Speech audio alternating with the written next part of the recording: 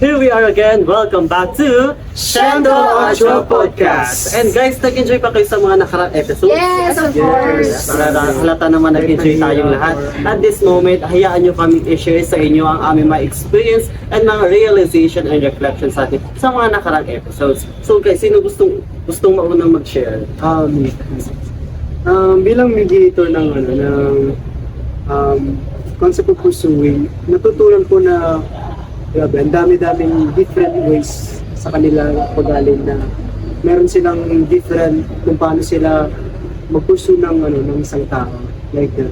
And yeah, some of them are the same, some of them are different, pero kitang-kita sa kanila na habang nagkukwento sila is nakangiti sila, like that. Parang alam mo yung experience nila, sobrang saya-saya nila doon all throughout their experience. And then na-realize ko na, ayun, despite our differences kung paano tayo magmahal and paano din tayo mahalin, is at the end of the day is talagang ang gusto lang natin is to win their heart. Yeah. To win their heart and give the best for them. Ayun, yun ang natutunan ko talaga sa Ang ganda yung hashtag yun. Yes, to pursue is to be true. How about your guys? Anong naman? Okay naman, sa different phases of love kasi yung episode na kumbaga kasama ko. So, napansin ko yun na iba't iba yung story din kung paano sila magmahal at kung paano din nila gustong mahalin. Kasi may napakinggan ako doon na parang kung halimbawa dito, pag mahal mo, ibibigay mo siya dito kapag may choice. So, mayroong kayang mag-hurt, mayroong kayang mag-let go. So, iba't iba talaga tayo ng way kung paano mahal. And na-curious ako, pumasok tong different phases of love since mindset yung kumbaga pinaka-concept natin sa podcast natin. So, na-realize ko na, sa pagmamahal kasi, hindi lang naman talaga puso yung pinapahirap. Kailangan natin gamitin ng mind. And yeah, yun, talagang iba't ibang story, nakakakilig, yung iba nakakaiyak din Pero kasi. ikaw, kinilig ka ba dun sa Yes, of course. And yun, nakakaiyak din kasi hindi lang talaga love about sa mutual, but also sa family and friends. Kasi di ba, misconception natin na pag love, akala lang natin for the two people na same feelings, ganyan. So yun, nakita ko na kaya nila mag-sacrifice. Yeah. And sabi nga doon, hindi ko tumakalimutan, love is powerful. Na kapag may pagmamahal, kaya natin gawin lahat. Yes. Kahit The reign of love talaga. talaga. Iba talaga yung magagawa ng pagmamahal. So, yun lang, talagang nakaka-touch yung story, nakakaiyak, nakakakilig din at the same time. So, kayo ba, ano yung mga na-experience mo? Yeah, yun naman is, yun nga, breadwinner. I realized that we have different stories.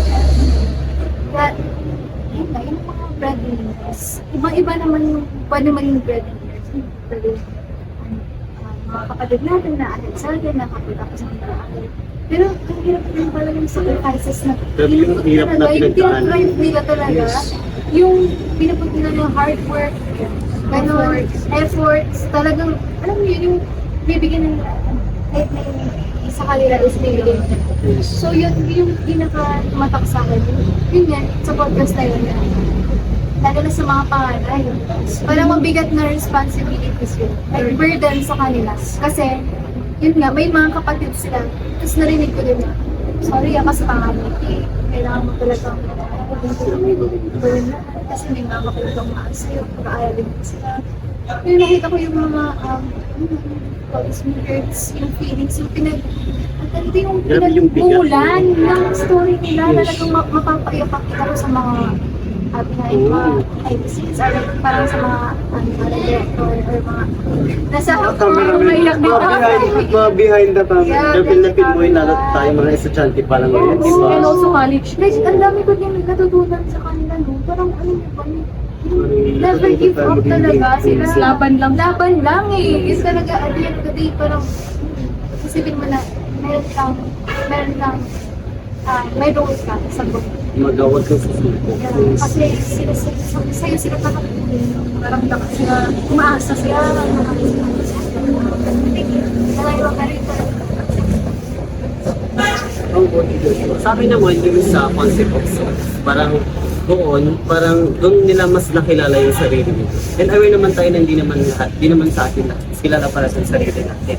So, we need pa talaga na i-discover yung sarili natin, ano ba yung mga weaknesses natin, ano ba yung strengths natin, and ano ba yung purpose natin sa buhay. And sa pag-discover ng sarili natin, doon na rin papasok kung ano ba yung mga gusto natin i-improve. Di ba? Para lang sa ganun, mas doon natin ma-achieve kung ano ba yung mga goal natin sa life, di ba?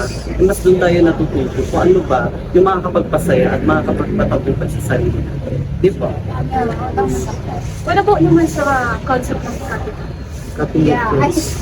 since cutting off is pinaka-masarap for me, siya yung pinaka-masakit. Kasi nga, di ba, may pinagsamahan kayo na o parang ang hirap let go yung friendship niyo ganyan, pero ganun hindi pala it's forget na mag-burn out.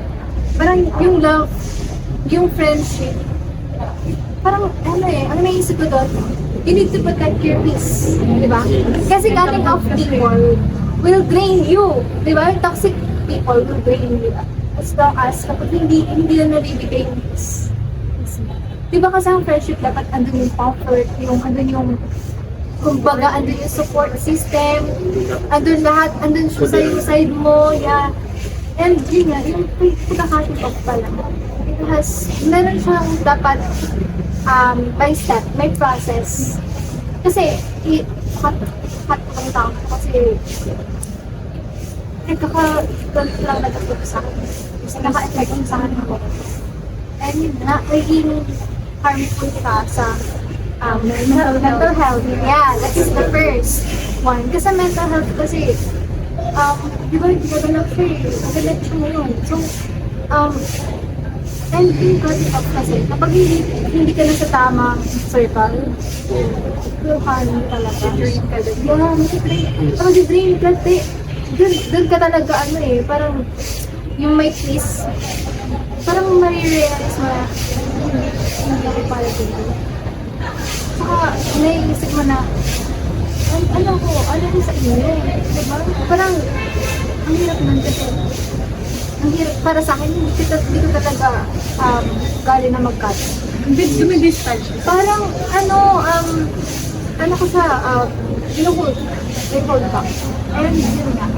So, hindi sa mga tao na pag may pinagsamahan kayo, through the years, yung pagkasama, parang nakabang ko yung tao. Tsaka, nagbanggit din sila ng mga scenarios, no? Sa mga situation Yung na. mga stories nila is talaga na part of na talagang may pinagsamahan na palapit sa'yo. And what about, let's talk about what did you realize all throughout the podcast? Kumbaga yung naging impact so na ginawa natin sa episode. Kasi di ba meron tayo sa ano yung kumbaga tumatak sa atin. Ano yung realize natin also. Kayo ano yung mga nasulot mo. Siguro for me, sa self and sa love, kumbaga, unahin mo munang mahalin ang sarili Yeah. bago yung ibang tao. Diba? Love yourself. Kasi doon talaga nag-uumpisa eh. Kung paano ka magpakita ng pagmamahal sa ibang tao, nag-uumpisa yung sa sarili. Yes, and sabi nga di ba, you cannot give what you don't have. Yes, tama. Yes. And ikaw, Esteban. Sa akin, masakit talaga sa pagka-cut off. So, yun nga, nare-relate ko sa lahat na podcast. May mga times na yung isang tao, kita natin siya out ng kanyang na tao, pero yung pala, yung pala yung dinadala nila. So, yun nga, marami tayong mga stories na hindi natin sinasabi sa ibang tao. Pero pag nakilala mo yung isang tao, hindi siya maintindihan. Pag nakasama mo siya ng matagal. Kaya kung nakasama mo siya matagal, and yun na nakakapag surprise ko yan, nagkakapalit yung ikaw sa nag-research ko. So, yun, you Una need yung comfortable na po. Ben, you need to, maging totoo sa isang tao. Maging kumbaga transparent. Transparent ka. Ito naman. Ako naman na-realize ko kasi lalo na sa world, talagang ang dami talaga ng iba't iba tayo ng pinagdasal.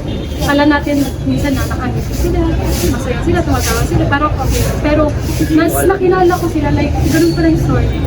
Hindi mo alam yung talagang hirap at nitadaan. Talagang parang kung hindi mo sila makakasama talaga naman, hindi mo malalaman kung sino sila, ano yung pinagdaanan nila. So, di ba makikita nyo naman na nakakaiyak talaga yung story nila kasi may narinig pa ako doon na talagang hindi na nakita yung father na bata siya. Pero talagang grabe sabi ko. Parang grabe yung burden na meron sa kanya. At panganay pa siya. Sobrang hirap mo. Ano ko sa lahat talaga, kailangan natin.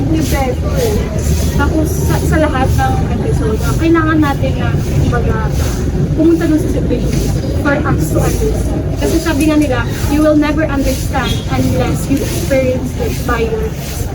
Yes. Ano ba yun naman, sir? Ano yung kumbaga, naging impact ng episode? Yes. Kaya dahil na sinabi mo din na yun, yung kahit hindi pa natin makikil, hanggang hindi natin na-experience. And ayun, kaya na-realize ko na dahil nga may iba tayong mindset, pero kapag nag-rely lang tayo sa isang mindset talaga, parang kulang na kulang pa rin. And, parang hindi natin marirealize na meron pa pala tayong iba't ibang tao. Preferences. May iba't ibang tao dyan sa paligid natin. So parang seeing their other mindset, parang nagkakaroon tayo ng bukas na mata na dahil nga ganito, dahil sa mga sitwasyon na nararanasan nila, parang nararanasan na din natin. And also na nakikita natin kung paano talaga sila mag-react and paano sila mag-deal sa ganung situation.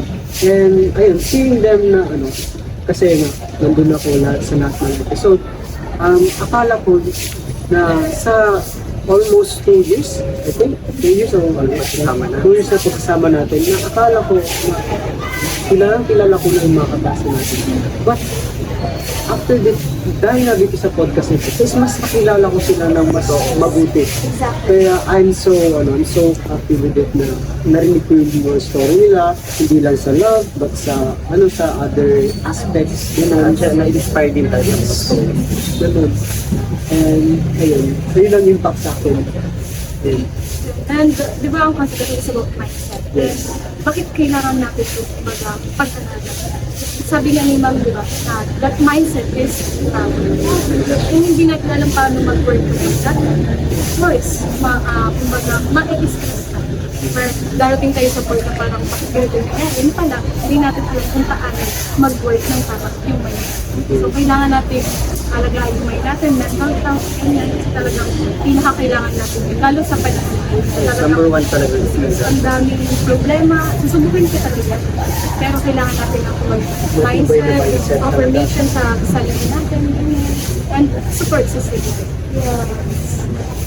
Ayun, masaya ba kayo sa mga na-experience nyo or mga nakapulot nyo na aral? Like, di ba, kala natin kasi parang requirements lang ka. Yung parang nababurden pa nga kasi tayo kasi video siya. Yes. And may mga tao na parang ayaw nila talaga mag-skip sa camera, yung mga salita. Oo, tapos ayaw nilang mag-share ng story nila.